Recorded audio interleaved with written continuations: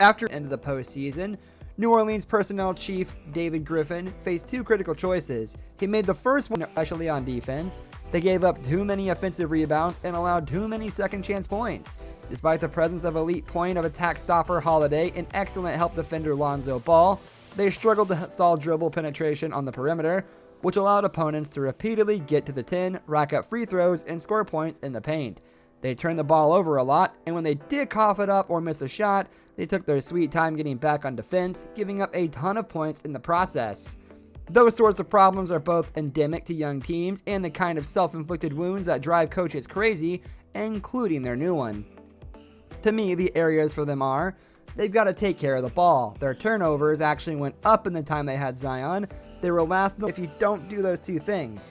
I think their personnel is good enough defensively. The players are going to have to show a much greater sense of urgency at the end of the floor if they're going to get to where we think they can get.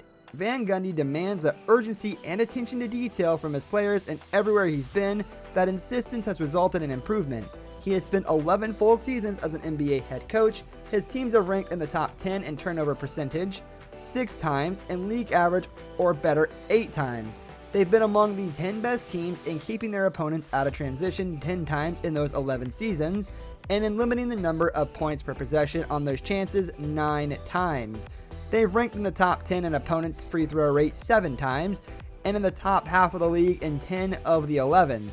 They finished the top 10 in both defensive rebounding rate and second chance points allowed in 10 out of the 11 too.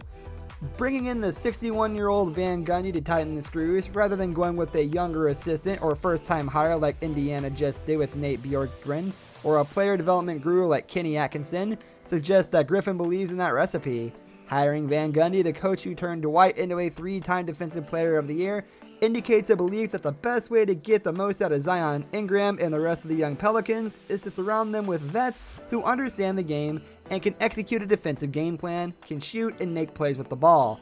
Unfortunately, so far that hasn't been the case. Right now the Pelicans sit at the 14th spot in the Western Conference. Lonzo Ball and JJ Redick are up for trade, and it seems like Van Gundy isn't the proper coach for rising stars in Brandon Ingram and Zion Williamson.